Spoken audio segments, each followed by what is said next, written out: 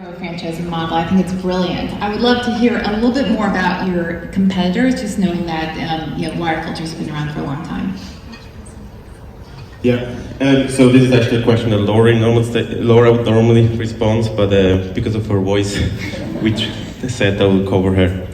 So within the competitors, we outcompete all of them because we are cheaper priced for very high efficiency. And we remove heavy metals, pesticides, and pathogens.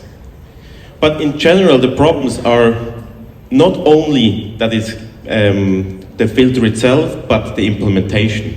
And that's why micro-franchising actually, our filter is designed that it can be locally manufactured by people like Maria to be distributed to the last mile, so where people really need it. Erica, you also had a question. That was exactly my question. Oh, that was exactly your question. See, something great minds think alike. Janice, go to you. Yeah, first of all, I'm going to ditto on that micro-franchising expansion model. That's incredible on so many levels. How are you protecting your patents, and how are you looking to further monetize as you move across the globe? This has potential. Well, the patent comes from Oliver's PhD, and we want to protect it, having each filter being unique, and each user can scan a QR code and check that is verified that this is the authentic product that they're getting. And this integration with the cloud technologies allows us to make it in the world. David? So you mentioned $3,600 a year in revenue. Is that cash in someone's pocket, or is that revenue? And has that been, whatever it is that enough to sustain a family or a person for a year? And has it been proven?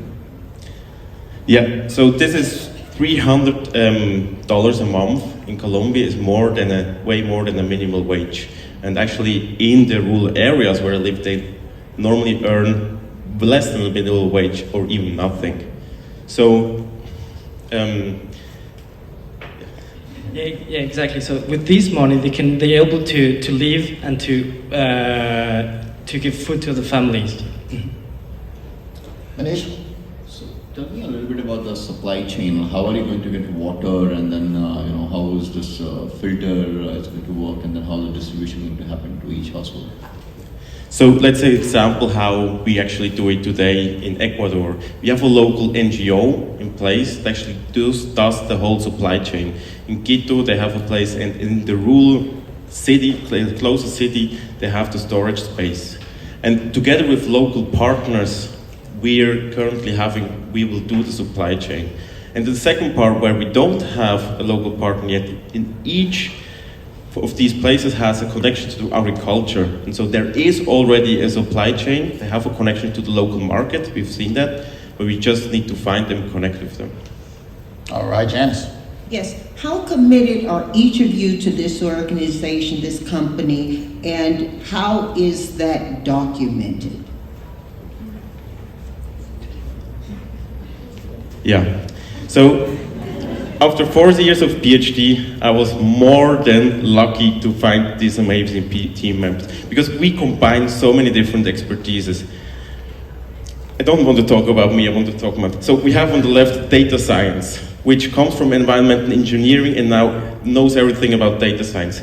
Laura, our water expertise, that not only helps us to scale with water filters, but whole sanitation and water management. And then we have impact evaluation expert in public management who helps us with all the partnerships. That's great. My question leans more in how documented are you to continue with this company were you to be given an investment? Unfortunately, we're out of time for questions. Saved by the bell. Saved by the bell.